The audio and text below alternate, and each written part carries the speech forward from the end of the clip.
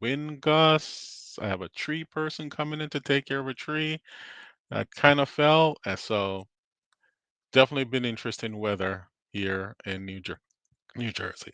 Oh, the weather's not the only thing interesting in this day and age, especially with here on Gen AI Live, with all we catch you up on all the latest and greatest things happening in the space, as well as bring on some partners to tell you what they're doing and how they're helping customers as they evolve in their generative AI journey. So, as always, we have quite the action-packed show, and we'll be getting into some of our guests here shortly. But if you're new here, welcome. Glad to have you. If you're returning, you know the drill. And as you know, you can tune into Gen AI Live every Wednesday from 8 to 9 a.m. Pacific time. So happy to have you. Ken, is there anything that's stood out to you in the last recent weeks in regards to the generative AI space? Yes, I was thinking about it. I hosted a show like in February, March, and I was thinking, yeah, back then RAG was a big thing, and now it's agents, MCP, agentic, and as we made a lot of announcements in our New York Summit about Agent Core. The thing that just stands out to me is nothing is standing still in this industry. Nothing, nothing, not. It's just if you go to sleep and you wake up, you look at YouTube, there's a new topic and there's some Something new new. technology. And I think our guests, our partners, will show us some of the new, exciting things that they're bringing to market. So happy to be here. Absolutely, yeah. Like you said, yeah. If you sleep, something else is coming out. But it's a good time to be alive, to revel in all these amazing things that are becoming possible with AI, generative AI, and especially agentic AI as of recently. So, with that being said, let's bring on our first partner guests for today's episode. Hey there, Adam and Nasheen. You want to go ahead and give some introductions? I'll go ahead. I see Adam here in the corner. You want to go ahead and give an introduction, please? Yeah, hey Dolly, and hey Ken, excited to be with you today. My name is Adam Hood, partner here at PwC. We're really focused on all things AWS, data, and AI, and completely agree with the sentiment you were just introducing.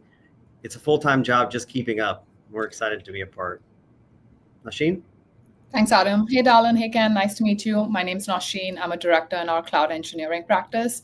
Like you guys were saying, like it's so hard to keep up, but I'm truly a builder at heart. I've been in the space for the last 9 years, helping our clients build solutions on AWS, but also like personally building my own pilot projects and keeping up with agentic and MCP lately, and it's been a lot of fun. Happy to be here. Absolutely. For Glad to have sure. you. Yeah, to get us started off, maybe you can talk about some of the things that you've been doing in this space. How's PwC, particularly in your roles, how have you been leveraging generative AI? How have you been integrating it with our customers? What does that look like on the day to day? Yeah, happy to share a little bit there. I think we think about how we're helping our customers. I'll categorize it in three ways. It helps me organize my thoughts. One is it's like we're really working to meet our customers, where they are, particularly from an industry perspective. We've been doing that for a long part of our tenure, and so we're looking for the specific solutions that help our clients tackle a particular back office problem or support them from a customer perspective. I think we're excited about what's happening with conversational AI and customer contact center pieces. The second place that we're really digging in is how do we help our customers become AI first in their own transformation? So think about part one, we're helping them identify and build the solutions. Part two is how do they think about organizing themselves, organizing their technology to enable them to become an AI first team. And then, lastly, like we're thinking about how we serve our customers better. So think about us as being customer number one. What can we do to improve the way that we service our customers using AI? How do we become an AI first organization? Whether it's accelerating delivery, improving the quality of the outcomes that we're driving, or just meeting them, proactively where they need help, even if they haven't identified it yet. These are the things that we're looking for opportunities to use generative AI to help us go faster. I love that, especially the customer-centric element of that, right? How do we enable the customers to think of AI first and get that into their integration? So that's wonderful. I mean, absolutely. I mean, this morning, I'll just give a real quick summary. This morning, I needed a way in which to create videos, 10 at a clip, right? And our solution, we generate videos, and for right now, for my account, I can only do it 3 at a time. So I was thinking, I need a way to spread the load to create the videos from across maybe 3, 4, 5 accounts, and then each account could do 3, and then I could do like 12 at a time, right? And I was like, oh man, now I need to create a data store, API gateway, queuing, Lambdas, and I asked my favorite model, Nova Premier, hey, why don't you, I described what I wanted, and I said, um, do it, and it gave me some feedback, and I said, that looks good. Why don't you go ahead and create a JSON version cloud formation with some Python Lambda and do it, and it did it, Mhm. and scary stuff. So it's great that the technology can do that. Even better when you know that, hey, a human needs to ask the question for the technology to do that. So that was just something interesting that I saw, um, and made a note of this morning. So tools are Yeah. getting faster and better. And if I wanted to, I could make that into an entire multi-agent agentic process and just go crazy with it. Yep. And I was having a similar conversation with a client, and we were discussing about how, like a quick example, right? Like in the contact center space, you're building all of these IVR flows, and now you're like promoting them across environments. And we were chatting that, hey, we could do these promotions using like, AWS CLI commands as well. So it's not like we couldn't do it, but now there's like a faster way of like taking all those 5, 6 different steps that I do and baking it into an MCP workflow. So we were building a pilot project, but we were having that conversation that, this makes sense. We know how to do this, but now you can actually build a tool that narrows down those 6 steps. So you're not spending time like the example you mentioned. Now you're like really building intelligence into a workflow that you would bring the intelligence yourself to. So it's definitely tons of use cases. Absolutely, especially if you've had some hands-on experience with Kira. I don't know if you've had the privilege of getting off the wait list yet. If you're not on the wait list, viewers, make sure you're tuned in there and getting on the wait list to get hands-on experience while it's in preview, as it's at no cost to you, but especially in enabling some of those workflows and the agentic IDE. Wow, it's crazy time. So definitely would have liked that back in my university days, but can't go back quite that far. So at least I'll use it in the workforce. So awesome to see.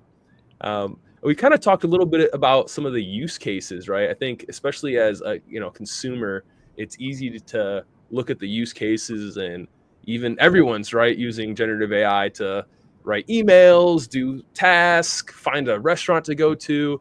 That's very common in this space. But as we look at our companies, right, the enterprises, it's not just about the use cases. It's really about the outcomes. Can you both give a little example in terms of how PwC is, priming your customers to not only focus on use cases but get to the outcomes that they desire? Nasheen, do you want to take that on? Yeah, I mean, I think I would go back to one of my favorite examples, right? Is the contact center space, because I think it is really somewhere we can drive outcomes. So previously, when we've been in this space for a long time now, and we were building solutions, because if you look at the contact center space, the one single-handedly very important thing is understanding your customer intent. If you don't understand your customer intent, everything downstream is going to be a challenge. So it wasn't that in the last few years we were not building models to understand customer intent, but now with AI, we're able to use intelligence and context about the customer to really understand what they are saying. But that's a very like, tactical example of a customer journey. But if you take a step back and think about it, understanding your customer intent actually affects your customer satisfaction score. So that's when we pick these use cases, we take a step back and be like, hey, what's the outcome? So from like this contact center example, our customers are really driving the outcome of having a much higher customer satisfaction score, which for a contact center is a really important metric to monitor. But also with the advent of AI, a lot of these use cases are being serviced by self-service. Another very important outcome for a contact center is to reduce the dependency on human agents because it directly affects your cost. So one of those examples, Darren, is like in the contact center space, we're not only looking at customer journeys, we're seeing like, taking a step back and seeing which metrics it's helping you, and customer satisfaction and ROI has been big for us. I love that. And having customers in the contact center space, or particularly Amazon Connect in this instance, seeing how just like you said, right? How do we reduce agent calls? How do we increase customer satisfaction is our metrics that we're always looking at. So great to hear that PwC is focusing on that. Now, you spoke about working with your customers, and your customers want to use AI-supported use cases. They want to get them into production. Tell us why some of your customers select PwC and AWS to help them along that journey. Yeah, I can jump in. Yeah, great question, Ken. I think we get that one a lot. But how do we go from like innovation to production on AWS? I think for us, I'll touch on maybe the business side, and maybe Nosheen, I'll invite you to talk from more of a technical perspective. Sure. I think from a business perspective, it really comes down to trust, right? Like how do we engage stakeholders? How do we align to business outcomes that build that trust? I mean, PwC, our brand is rooted in trust and innovation. From an AWS perspective, our clients know you for driving innovative solutions, for providing innovative services, and being a stable, scalable environment that they can do those things. And then I think together, like, as we align those business outcomes, we bring stakeholders together, we talk about business problems that can be solved by technology. We do that in a way that builds trust and enthusiasm, and ultimately like engages people through the life cycle of that innovation that ultimately gets something to production where people can celebrate the outcome and see the ROI. I think too often we do these innovative projects maybe in a silo, and that's a great place to explore and try new things. But to get things to production, we need to bring people along on the journey. Yep. And to add to that from a technical perspective is, as we're working with clients to get solutions into production, Ken, the question that you were asking, we've noticed that organizations are facing like some critical challenges, right? A lot of solutions and agents are being developed. So think of agents being developed as platforms, or they're being developed as embedded features. They're being developed as standalone applications. So when you have so many different AI applications being developed, a lot of our customers are facing challenges of how does it get embedded into their enterprise applications and their current workflows. So that's where we as a firm, we're really making investments in something we're calling PwC's Agent OS solution, which we're really building an orchestrated framework, something that's able to allow you to integrate these platforms, these features, these standalone applications, and help you orchestrate and integrate these within your existing systems. So we're also taking a viewpoint, understanding that you have your existing applications, you're building all of these AI agents and workload flows. How are they able to communicate with each other across, like, say, like a multi-cloud platform, or when you bring in on-premises into the picture as well. So we're really like investing big in this unified orchestration framework to really be able to help embed these systems into your existing applications. Wow, that's amazing. Now, would that be something that you would expose outside of PwC, or is it a tool solution you would use only in a PwC? Adam, our fearless leader on Agent OS, I'll let you take that. No, absolutely. It's a customer solution. I mean, we are always organization number one. So sure. We have our own complexity to solve, and that complexity often represents the similar complexity that our customers face. So it's a great opportunity for us to test and learn on ourselves. A little less black eyes and bruised knees when we do it internally, and then we get to go to our customers and share that learning. We get to accelerate their experience. But absolutely, Agent OS is a solution that we're bringing to our customers to help stitch together that disparate set of agents that are quickly coming to life across all kinds of use cases. Yes, I was watching a presentation on Agent Core, something we announced last week, no, the week New York Summit. And part of it was, and this feature will allow you to search for agents and tools, and it could bring back 10 of them or 1,000 of them. And I was like, wow, wow, wow, wow. This, we have to stay on top of this for sure. Yeah, we're spending a lot of time making sure that we're in lockstep with the product teams there, particularly on Agent Core. We're very excited. Agent Yes. OS runs natively on AWS and integrates directly with Agent Core as well as the rest of the GenAI framework. So for AWS clients who are building and integrating with maybe other SaaS platforms and similar solutions like that and need help with that, like this is a good solution, but doesn't take away from some of the amazing services that are coming out just natively on the AWS platform. Absolutely. Music to our ears. And before we get into, I know you had a little video to show us, as well as some slides to go over in terms of content. Before we get into that, I did see a question here from the audience, and they're asking, can we ask questions? So definitely feel free to ask some questions if it's relevant to the conversation. We'll definitely pose them here to our audience or to our guests here. So yeah, definitely love to see engagement from our viewers. So go ahead and ask away. All right. With that being said, Nasheen, do you want to give a little bit of a preview before we get into the video that we had prepared for today? Going to let Adam give an overview on the AIDA solution. Yeah, maybe I'll just do a quick intro. Yeah. So what we wanted to do is share one of the solutions that are really focused on servicing our clients across industry, but solving industry-specific problems. And that solution is called AIDA. So I'll let Nasheen share a bit of an intro video. Maybe we'll share some facts around that, but I hope that this helps us bring some of the discussion that we're having today to life, to show like a real world solution that our clients are leveraging today using AI and AI agents. Can we play the video? Yes. If knowledge is power, you have more than you realize. Buried in your organization's wealth of documents, AIDA is our AI-driven annotation solution that can see what others don't, accelerating the extraction of information from your documents and transforming it into actionable digital intelligence. Built on AWS and PwC's deep industry experience and commitment to responsible AI, AIDA can provide organizations across today's most in-demand industries the answers they need to make more precise, strategic, data-driven decisions that can save time, reduce risk, increase value, and help drive revenue. Because now, more than ever, answers equal knowledge, and knowledge is what powers your future. Switch on possibility with PwC and AWS.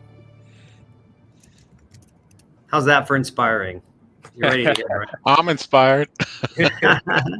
Love it. So maybe we'll pull up a couple of slides and I'll jump through a couple of things, but maybe to tee up what AIDA is for us is AIDA is a solution that we developed several years back, and it was quite innovative at the time. We didn't have the luxury of large language models at the time, so we had a business problem that clients needed to bring structure to large numbers of documents, in particular industry solutions. And so we built a robust solution that allowed us to train models with human input to extract particular elements from maybe contracts or any other type of document. We would train that model, and then we would execute that model across a number of documents, a backlog of documents, and we would bring that information out in a structured environment so that they could work with that.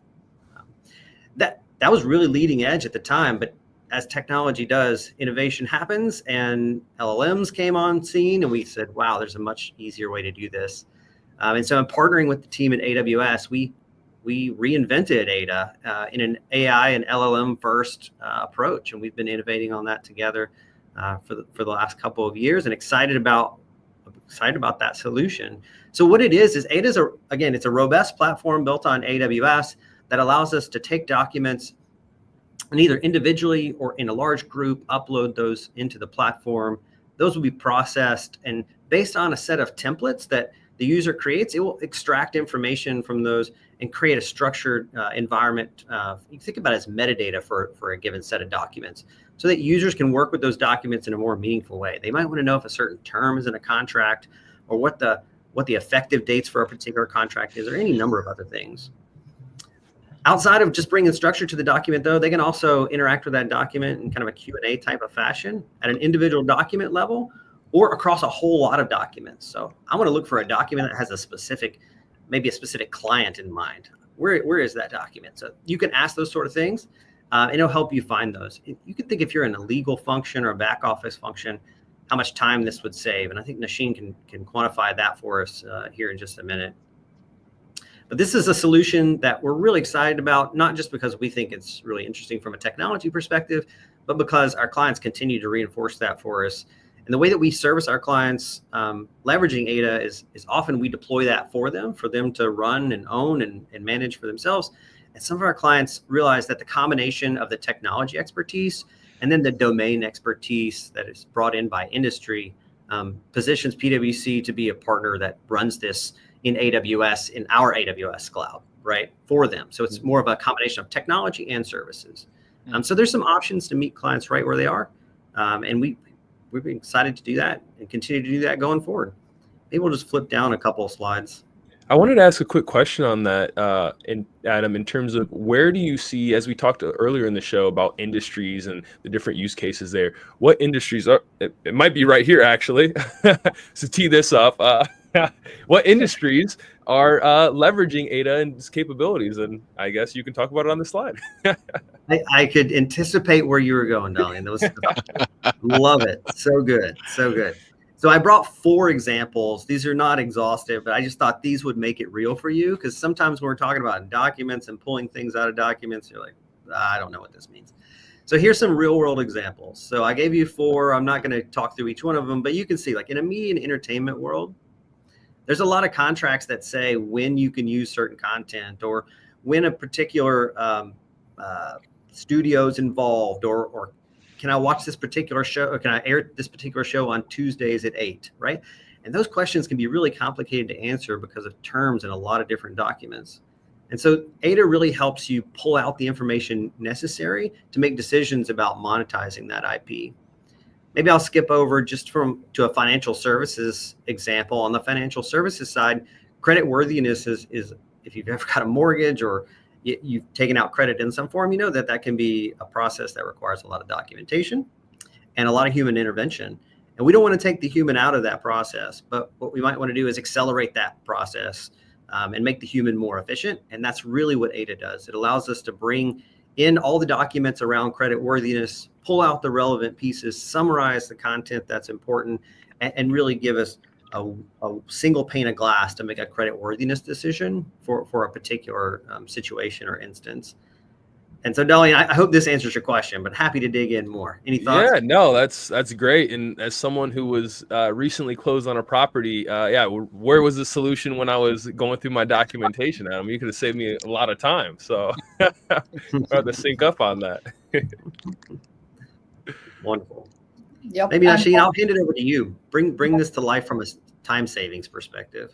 Yep. So, Darren, going back to the question that you were asking, right? We were really after, this is a great example for time savings. For all of us who've dealt with contracts, we know how much time it takes to understand legal language, but also for some of our clients who we have a lot of legal personas who are doing this day in and day out. So this visual is sort of really simplifies it and brings it home about pre-AIDA. How you could you had to take your PDFs, you really had to review the PDF and go look for that exact term that you're looking for. One of my favorite examples that we've seen across clients is hey, can I use this image publicly? And sometimes that language can get really contractually heavy. So someone spent reading millions of pages to get to that one quick answer. But now with AIDA, once you upload it to AIDA, we have our global chat functionality where you're able to have that conversational interface where you're able to go back and forth with the document and really dive deep into the details and make sense of it. So like Adam said, we still want that human in the loop element in some of our use cases, but it really expedites the process of extracting that data from these documents that are scanned that have images and exposing them as like a conversational format. I think that sounds great. A great use case for what used to be RAG. Now we have Bedrock knowledge bases where you put all those documents in, and then you ask the question and the answers come back similar to what this does. I'm sure you can leverage some of that technology to address this use case. But you just mentioned a funny thing to me. You said we have an image and we want to ask the question, can we use this image? I have to look at all the contracts. And I was just thinking, if the image is of a family in the park having a picnic with a red ball or something, you can ask GenAI to recreate that image, and then it's a brand new image and you own it. So I'm not sure if it works like that, but I just thought of that. It's a good use case. Awesome. I know we also wanted to expose or do like a quick architecture walkthrough, Dallin and Ken, if you think this is a good time. We got a minute and a half left, so if you can do it quickly. I'll keep it. I mean, I'm sure everybody can look at this offline, but at a high level, we've built this in AWS, like Adam said. We have it running and we've built it for our clients in their environments, but of course, we built it in our own environments, being customer zero. It's most of our services, as you can see, is powered by Amazon ECS. So we have a very container first architecture to really make it portable as well across our client environments. We leverage OCR libraries heavily to scan these documents to extract the data out of it. And then we're leveraging Bedrock to really build that conversational chat interface. The third big component that I would like to highlight is, since we are doing the heavy lifting on all the extraction, we also can integrate with any third-party systems that you have. So a lot of our clients have their own contract management systems. So they would like to store this data there as well. So if I say like, hey, this image can be used publicly, that metadata now can be sent downstream. So somebody doesn't have to do that evaluation every single time. So in this case, we integrate with contract systems like RightsLine as an example. Hope that helps give a little picture of how we've built it in the back end. Absolutely. That's cool. And if you have 30 seconds, we've spoken about how fast things move. Dalian spoke about, if you had this in college. So next question, I'm going to combine them into one. Where do you see the industry going in 3 years? And if you were a student in school now, what would you focus on in school as a major and outside, just technology that you want to keep your fingertips on? I can take a shot at it. Yeah. As someone with brilliant people in my house who are in the throes of that situation, trying to figure out what the future looks like in college, we talk about this a lot, and I think the future is humans accelerated through AI. It's humans doing more, better, faster, able to focus on the high value work. And so when I think about what my coaching would be for people like in school is make sure that you're spending the time to understand the technology as it exists today and the direction of travel of that technology, particularly focused on AI and Gen AI, and think about what could be coming next, and the disruption or opportunity that creates. Outside, I think we get excited about technology, but never lose the enthusiasm for connecting people to people, right? Yeah. As exciting as we are about technology, the value comes in the people and the process side as equally as it does on the technology side. Yeah. Networking always important. Thank you. Love it. Love those closing words. Appreciate that, Adam. And with that being said, that wraps up our first segment of today's episode of GenAI Live. Don't go anywhere, though. We'll be right back with our second segment. Nosheen, Adam, thank you so much for being here. Thank you very much. And we look forward to having you again. Thank you guys.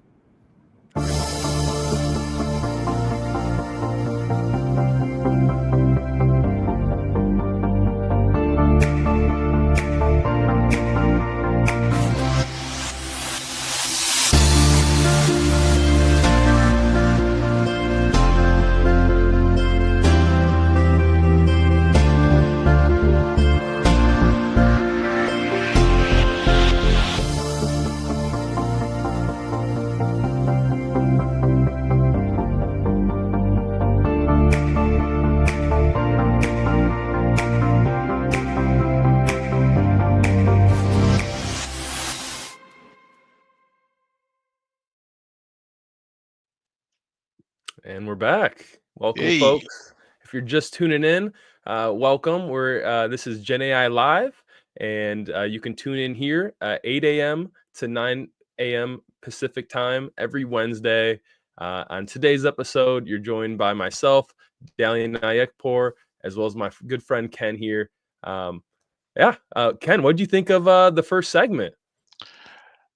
I always learn something new. One of the questions was things are always moving, and we just saw that organization PwC. They're doing things and they're using tools, and the hits keeps coming, as they used to say back when radio was a thing.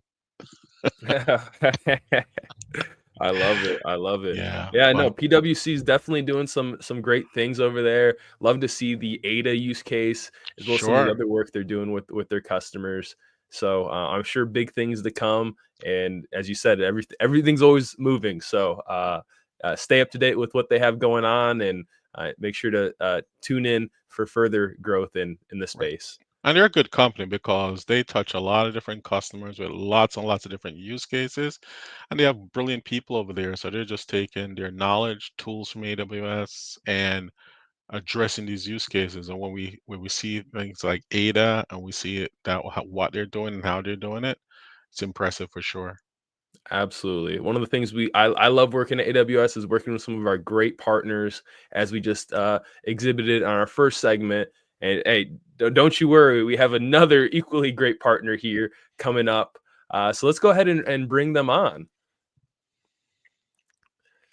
Hey there, Oscar. Hey, Jason. How are y'all doing today? Good. How you folks doing? Doing Pretty well, good. doing well. Happy to have you on today's episode. Do you mind giving us some quick introductions?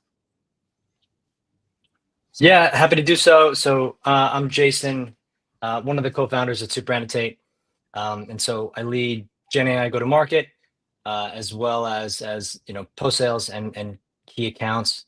I'm so excited to have an opportunity to chat with everybody today. Yeah, same here. My name is Oscar. I'm leading our solution team. So been with that company for some time, building different solutions with our customers, helping them optimize their annotation evaluation workflows and helping their use cases down the line. Happy to be here today. Very cool. You said GenAI go to market. How old is that? Because GenAI is I don't mean it as a bad thing. It's just, hey, there's a company out there with GenAI go to market. That's so cool. Yeah. I mean, we everything we're doing now obviously has a GenAI lens to it. I think Sure. we had spent time a few years ago. We come from the data labeling space, data annotation space, and we kind of saw the trends moving really pretty early towards GenAI and sort of these really diverse sets of use cases. And so it was about Oscar, correct me if I'm wrong, maybe 2.5 years ago, 3 years ago, where we basically kind of re-architected our platform to Okay. meet the needs of GenAI customers. And that's when we started thinking more about, all right, how do we create product and go to market that is super specific towards what's happening in GenAI. So yeah. No, that's fantastic. Thank you. And for our viewers that may not be familiar, if you're living under a rock and you're not familiar with SuperAnnotate, Jason, we have the co-founder here. Can you give us a little background of SuperAnnotate and where you started and where you've evolved to? Yeah, absolutely. So we started as a PhD research project about 7 years ago, from Oscar's alma mater, actually. So, but we started kind of in this, as I mentioned, the data annotation space, and over time we've really evolved into becoming truly a Gen AI infrastructure company. At SuperAnnotate, our goal is really to help companies harness their enterprise domain expertise in order to kind of build, manage, and productionalize domain-specific AI, right? And so I know domain-specific AI is probably something that people talk a lot about more recently. And we have a software platform brings together, we say sort of like human expert in the loop or expert in the loop with AI and automations, basically to power the AI development lifecycle for Gen AI. Recently closed $50 million Series B. Folks in that round were people like NVIDIA, Dell Technology Capital, Databricks, right? These are all folks that we work with very closely, and so thrilled to have those types of investors on board. Very cool. I work with those partners in my other roles here at AWS, so it's great to hear that. Great to hear that. Yeah, and glad to hear, as SuperAnnotate, as you said, you kind of evolved into like Gen AI and into the pipeline and helping customers evolve that. What are some of the big challenges you're seeing? I think the big thing of 2025 is moving from these maybe minimum viable products or proof of concepts into production, right? And have you experienced any challenges as you've worked with customers as they evolve into that getting a production ready environment for generative AI? Yeah, I think you hit it on the head. This move from like a POC into like a production product. I mean, a real production product with high stakes. I mean, not like, hey, we deployed GPT internally and now my marketing team is a little bit faster, right? Like real stuff with high stakes, like, hey, this is going to be in front of millions of customers, or our, our on-site maintenance team for aircraft is going to be reliant on this agent in order to help its service in the field, right? Like these really high stakes products, you start to realize that, these POCs, these base models that are just being deployed, these really simple RAG systems, they don't meet the performance criteria to be able to actually replace and automate the human processes from before. And so where enterprises kind of show up to our doorstep and where they see trouble is like, hey, how do I get these agents to actually understand my enterprise, domain, understand my unique kind of like data set and my unique way of speaking, and allow me as a company, as an enterprise, to deliver my competitive advantage to customers via AI. And that's where they come to us. And so we really see that as kind of the big challenge. Love it. And I also wanted to ask, obviously you work with a lot in the data space and handling that, and especially with the rise of, there's some statistic about like every year we create more data than we did like a decade ago and previous to that, right? So obviously the amount of data being created and out there in today's world is vast. But with that comes a lot of synthetic data, right?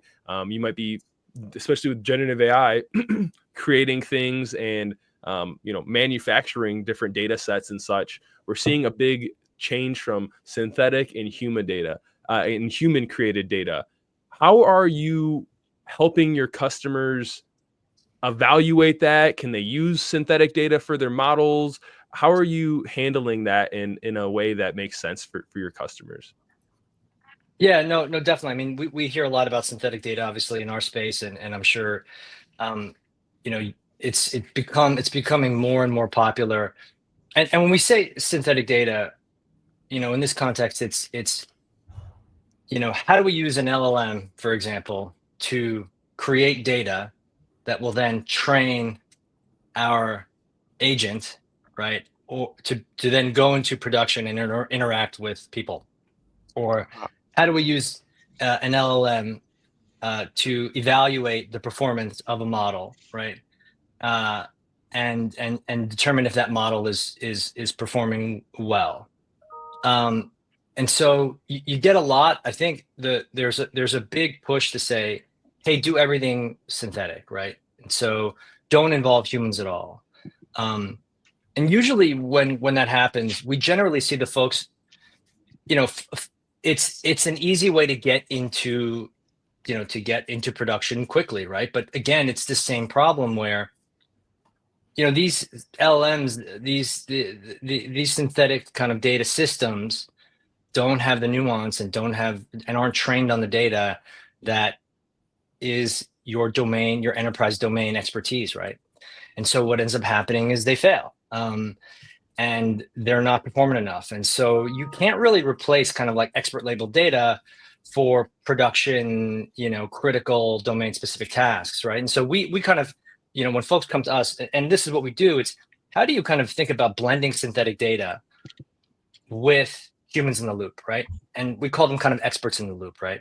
The use case we think about is like, okay,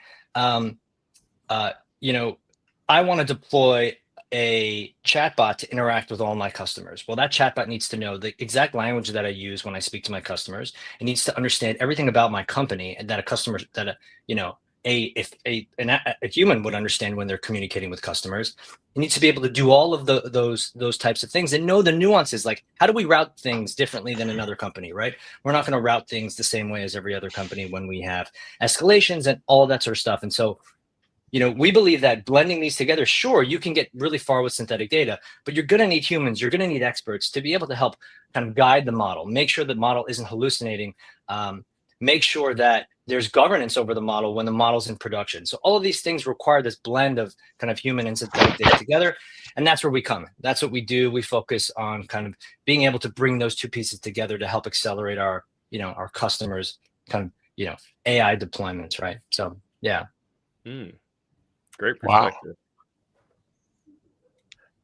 That's great. I know there was a use case I heard a while back where there's a human talking to a chatbot. I think it was an airline, and it basically taught the chatbot into giving him a free flight or something, or a huge discount. So I can see where synthetic data with human approval or intervention would definitely come in. So that's great. Do you also handle annotation on images? I just have a question, but I don't know if you're in that space. Yeah, we do. I mean, look, we came from the image space, right? So we did a Right. lot in autonomy, in you know, in things, transportation, and you know, Okay. we worked a lot in healthcare, and that was kind of the genesis of where we started, because that was what AI, you know, custom models was. Like Sure. building custom models like 7 years ago, it was just computer vision, right? That was where it Right. was at, right? Is So it a banana or is it not a banana? If I yeah, would be able yeah, to. exactly, But exactly. but I don't know if this is a funny question or a real question, but you know, computer imaging, data annotation, image annotation, that's been around for years now. Now, the question I want to ask is, what percentage of things or images out there have not been covered? Is everything that we know has it as a model somewhere seen it, label it, stored it, shared it? What's what's left to recognize that the computer images and do not recognize? I think that feels like I think it's on the lower end of the percentile overall of what has been actually labeled to some degree, and what might be interesting to company A might be totally irrelevant to company B. Okay. So I think that's still very, this domain specific area is what Okay. we see quite a lot. How do you find value for your use case in the raw underlying data? And we want to make sure that like high quality data for your enterprises and your specific domains is what we can see the increase of in the next years, and not only any type of data. Okay. Right. Thank you. Excellent. And I know we have a little bit of a demo. Yeah, of, it's interesting. I think it's. Go ahead. Go ahead, Jason.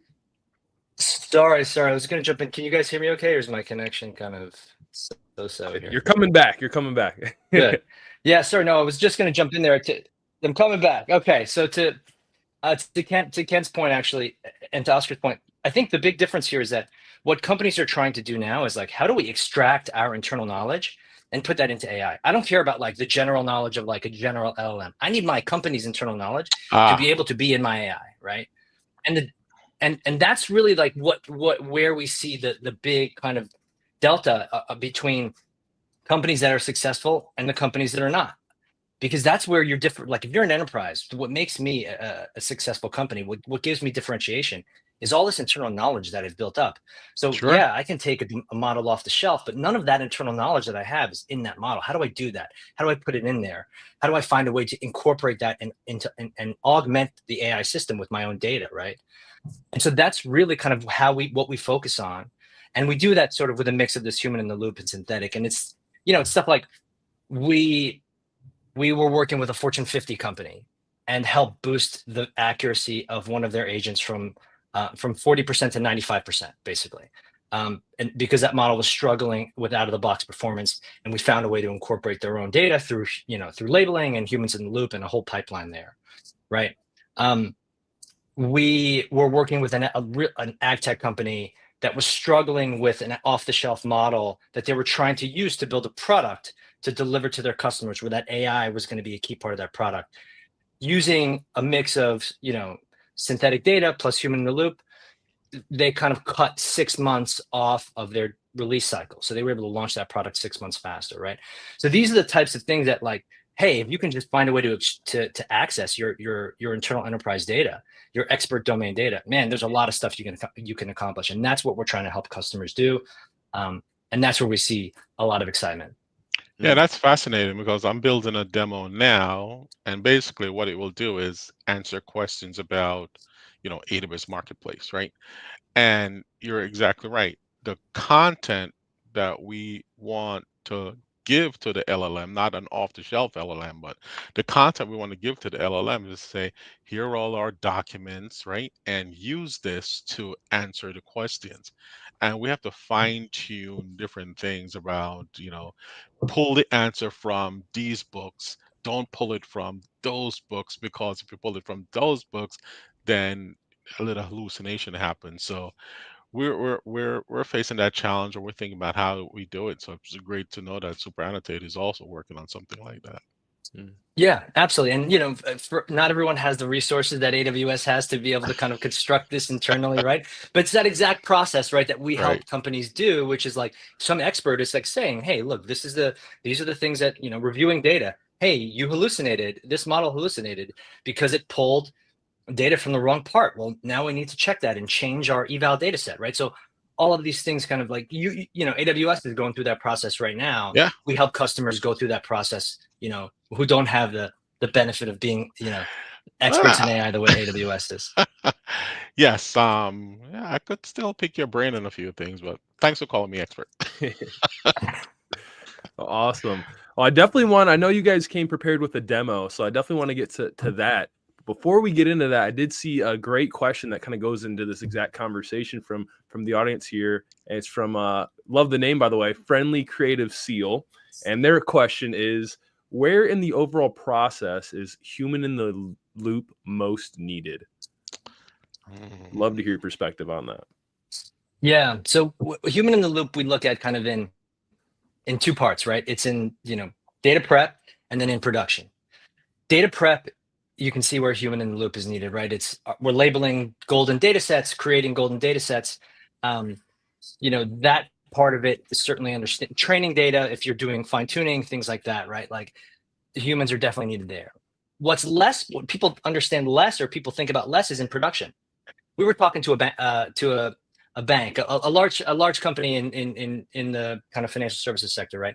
And they were saying, we have a ton of agents that we want to deploy. In fact, a lot of the agents have really high performance. However, the only agent we can get into production is in coding. The reason why we can get this into production is because we have a human in the loop review pipeline that already exists for coding. So it's super easy to like just add this agent in here. But everything else we want to do, there's no human in the loop kind of like governance, like, right, management practice to manage any of these things. So it's just stuck. They're all sitting on the shelf.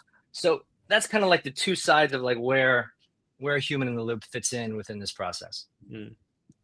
How far are we from having an agent that is the human in the loop? Yeah, that's the thing. The agents will always be governed by, at least for the foreseeable future that I see in the Gen AI world, which let's hope. We all know how fast that's moving, right? There will be, you'll need it, right? You'll continue to need human intervention to kind of monitor these things, and certainly, look, if you're in a regulated industry, you're never, it'll be difficult to completely pull humans out of the loop with regards to monitoring these AI systems, right? That becomes really, really difficult. Okay, thank you. I've seen too many sci-fi movies, so don't give me the heebie-jeebies. I'll get started. With that being said, Oscar, do you want to get us kicked off on this demo? Hopefully I left you enough time to get into the good stuff there. No, for sure. We'll show as much as we can, and I'm trying to kind of put some context to what we've been talking about, because this is our platform, and we can do it for all of the labeling we've talked about, or evaluating these Gen AI systems. And I have an example here for a multimodal case. So it's not really the document setup we saw earlier, but it's a Gen AI application. We need some kind of expert in the loop. So think about it as a we have a mushroom identification or helper agent assistant that we want to leverage. And we have a history about the previous conversation, images uploaded, some questions and response from the model. And this is what we want to kind of evaluate. So you might have your in-house domain knowledge that you want to leverage to validate the system you're looking to release. It can't really fail because people might die. So you want to make sure that it is accurate, it is responding correctly, and you're translating your domain knowledge into this model to provide all of the context and information that your users are expecting. So building this in SuperAnnotate is very easy. And we talked about how we would actually set up different type of POCs and go to the production stage. And in SuperAnnotate, you can build these UI so you don't have to rely on cumbersome Google Sheets or something to coordinate a ton of people in. But here, you can drag and drop components such as the questions in a markdown format or the responses, the images, to just visualize what your experts need to make the right decision, to evaluate your system fairly or to annotate it in some way. And you can add a lot of other things here as well. So we talked previously about documents and document understanding. We can easily drag in PDF components in here to showcase that for more of a document use case. And all of this enables you to do a quick iteration in those POC stages. So you can get feedback from your expert on how you're building the system, what we're missing, what we need to add, and iterate very quickly to really bring up something to speed that you can validate it and show it off to some internal stakeholders. And traditionally, we have just humans in the loop. We have some kind of rating, for example, because GenAI is a bit harder to evaluate than traditional ML, where you can just get an accuracy. But here we have some general rating. We can give free-form feedback as well to give more qualitative inputs as well. But of course, this is also super easy to change. We can just drag in something like a safety vote, which can be a binary input to say, is this answer actually safe? Which could be super relevant in this use case. And putting humans in the loop is one part of it, but we also discussed these kind of hybrid systems. And this example actually features that as well. So to leverage some of the kind of synthetic evaluation or automated evaluation, I've had a case here of 3 different LLM judges. We have a jury of LLM judges, all hosted in Bedrock. So in SuperAnnotate, we can easily build up a pipeline as well, connecting to, say, your AWS system and Bedrock, call these models, which can be fully customized to give the same rating as the person that your experts as well. So all of this enables us to optimize on just having humans, but also include models. And these kind of hybrid systems, we've had some cases where we tested it out, and compared to just using people, we can cut down the time by 5 times. And compared to just using models, we can increase the quality of the data by more than 2 times. So we're finding a good middle ground where when the judges here agree with each other, well, we don't need to involve your experts. Their time is super valuable, and you have a ton of data to go through. But if they don't agree with each other, it might be a difficult sample, something that we want to have a human take a look at to review it more thoroughly, be that expert, and then we can automatically route it to a person to do that final review. So this makes it very easy to set up and iterate, but once you have that steady state project, you can of course customize this even further and shave down those last seconds. You can even, with Python, just build a dynamic interface here. So for example, you can hook up a button to a model that you have, call that API to give further input and feedback to your experts, or any other dynamic behavior. So this makes it so that you don't only spin up a POC quickly, but you can optimize these projects down the line as well. So when they are in production, you can save those final seconds and save time and money as well.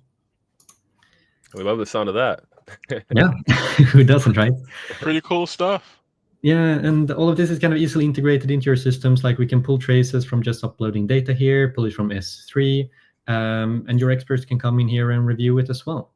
So say, for example, I'm coming in here, I want to evaluate a new use case. I know that identification has been troubling our users lately. So this makes it very easy for me to query and search this data set. I can try to understand, what does this look like? What are the ratings? I, as an expert or someone else, can just run my automated evaluation and it would run automatically. So I've already run this just so that we don't have to wait for any kind of LLMs to run in the background. So we can see here that we actually have some examples already done. And in some areas, it's completed. We have an agreement among the judges. All of them think it's a good answer, it's a 4. But there are others where they don't agree with each other. And in that case, it's going to be routed right to your experts in quality check who can review it and give their feedback. So I can Cool. see all of the context, I can get all of the information I need and give our model the final rating so that we know in the end, how well is it performing? How can we release this or not? There might be like an A or B question, like should we actually release this model in the next iteration or not? And Oh, if the judges aren't working, like we have Claude, Nova Lite, and Nova Pro here, we can even check out their motivation to fix the judges. I mean, that's also going to be part of your AI system in the end. So we can happily take a look at any use case out there and make sure we can build out these interfaces and setups for you so that you can show your own use case, put your experts in the loop, and get high quality evaluation or data in the end. man, this is fantastic. It's a great use case. Love to see the use of Bedrock and the judges. Of course, my answer is always going to be, I'm not eating that. You eat it first, then, then I'll watch and see what happens there.